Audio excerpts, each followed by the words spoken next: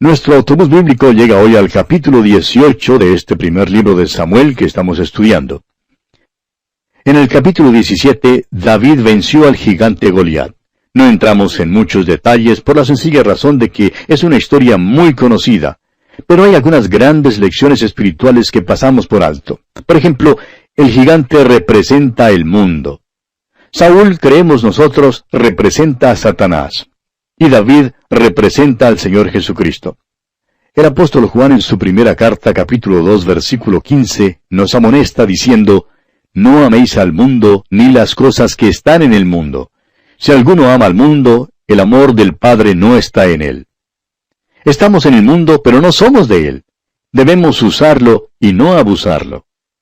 Lo interesante es que la fe de David le capacitó para salir a enfrentarse al gigante y vencerle.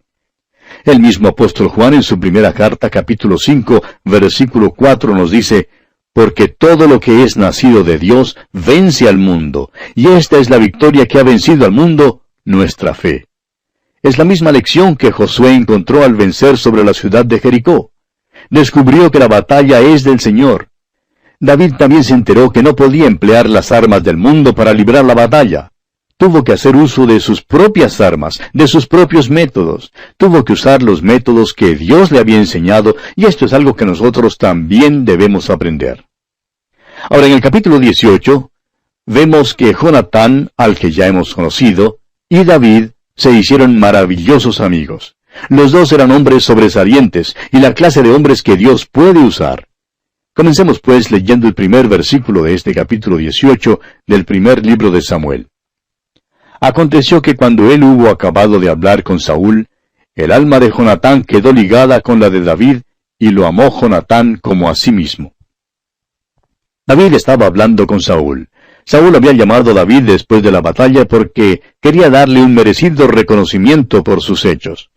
Es posible que Saúl creyera que le había dado demasiado reconocimiento a la luz de lo que pasó más tarde. Al parecer, Jonatán, el primogénito de Saúl, estaba presente también y escuchó esta conversación entre Saúl y David. Y desde ese entonces, el alma de Jonatán, como dice aquí en el versículo 1, quedó ligada con la de David. Estos dos tuvieron desde entonces una íntima amistad realmente ejemplar. Hablamos tanto hoy en día en cuanto al amor de un hombre por una mujer, pero muchas veces nos olvidamos de lo noble y bueno que puede ser el amor de la amistad, el amor de dos hombres, como en este caso, cuando son atraídos el uno al otro por sus personalidades similares. Dos hombres pueden ser muy buenos amigos. Se pueden gozar juntos en los deportes y al recreo. Pueden trabajar juntos. Y así David y Jonatán hicieron este pacto de amistad vitalicio. Leemos aquí en el versículo 2 de este capítulo 18, «Y Saúl le tomó aquel día y no le dejó volver a casa de su padre». David llega ahora a ser una figura pública, y desde ahora en adelante lo será durante toda su vida. Y dice el versículo 3 de este capítulo 18 del primer libro de Samuel, «E hicieron pacto Jonatán y David, porque él le amaba como a sí mismo». El pacto que estos dos hombres hicieron fue el de identificarse totalmente el uno con el otro. Es muy difícil encontrar una amistad como la que tenían estos dos hombres. Continuemos con el versículo 4. «Y Jonatán se quitó el manto que llevaba y se lo dio a David, y otras ropas suyas, hasta su espada, su arco y su talabarte». David era campesino. No tenía ropa que fuera apropiada para su nueva vida pública. Jonatán, pues, le dio ropaje de su propia abundancia. En otras palabras, Jonatán compartió su ropa con David. Esa fue una acción muy generosa. Prosigamos con el versículo 5. «Y salía David a donde quiera que Saúl le enviaba, y se portaba prudentemente. Y lo puso Saúl sobre gente de guerra, y era acepto a los ojos de todo el pueblo, y a los ojos de los siervos de Saúl». David tenía ese carisma del cual oímos tanto hoy en día, aquello que lo hizo ser aceptado por el público. David en verdad era un gran hombre. Dios había mirado a su corazón, y ahora el público mira lo de afuera.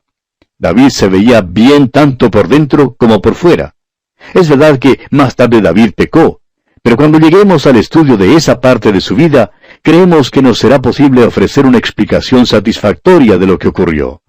Avancemos con los versículos 6 al 9 ahora, en este capítulo 18 del primer libro de Samuel. Aconteció que cuando volvían ellos, cuando David volvió de matar al filisteo, salieron las mujeres de todas las ciudades de Israel cantando y danzando para recibir al rey Saúl con panderos, con cánticos de alegría y con instrumentos de música. Y cantaban las mujeres que danzaban y decían, Saúl hirió a sus 1000 y David a sus 10,000. Y se enojó Saúl en gran manera, y le desagradó este dicho, y dijo, a David dieron 10,000 y a mí 1000. No le falta más que el reino. Y desde aquel día Saúl no miró con buenos ojos a David. A Saúl no le gustó este nuevo cántico que cantaban las mujeres. Saúl tenía celos de David debido a su aceptación y aclamación por parte del pueblo. Al proseguir esta historia, veremos que Saúl tratará de destruir a David y de quitarlo de la vista del público.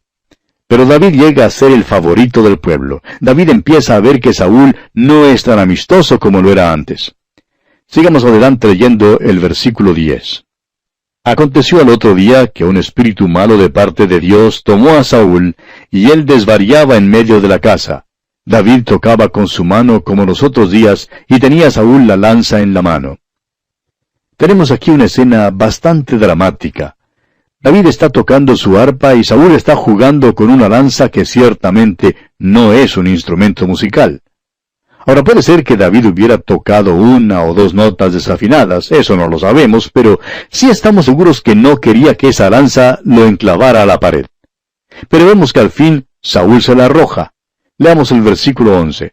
Y arrojó Saúl la lanza diciendo, enclavaré a David a la pared, pero David lo evadió 2 veces. Saúl quería acabar con David permanentemente.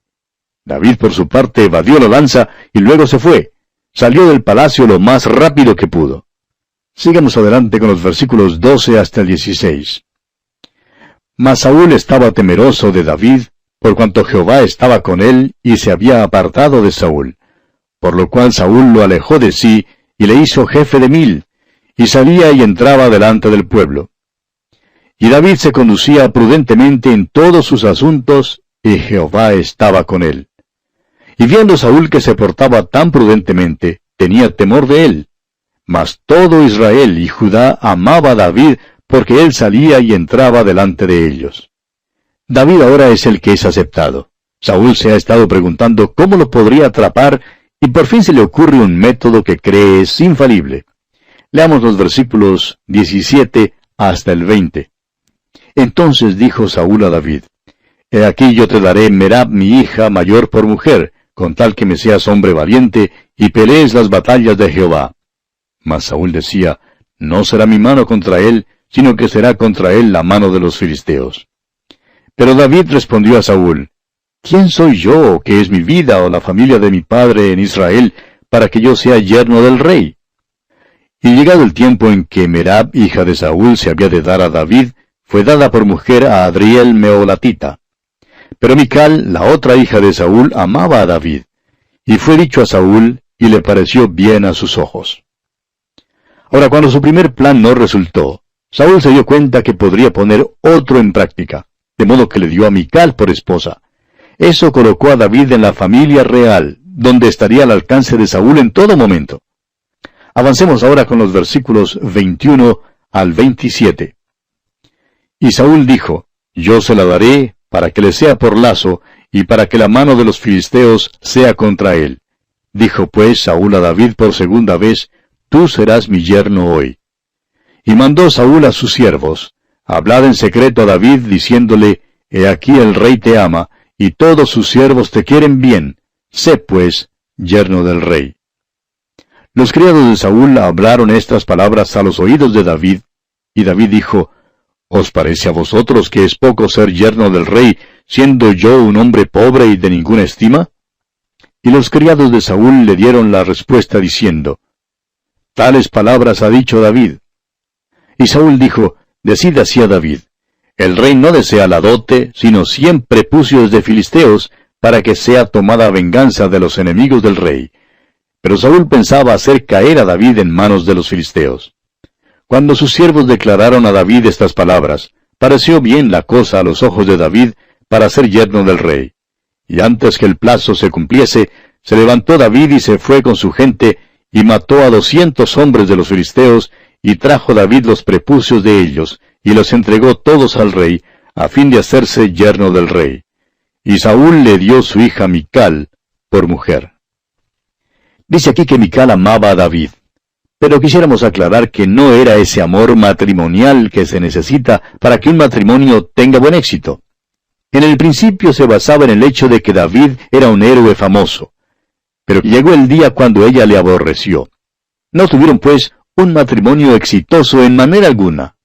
Y este capítulo 18 del primer libro de Samuel concluye diciendo aquí en los versículos 28 al 30, Pero Saúl, viendo y considerando que Jehová estaba con David, y que su hija Mical lo amaba, tuvo más temor de David, y fue Saúl enemigo de David todos los días.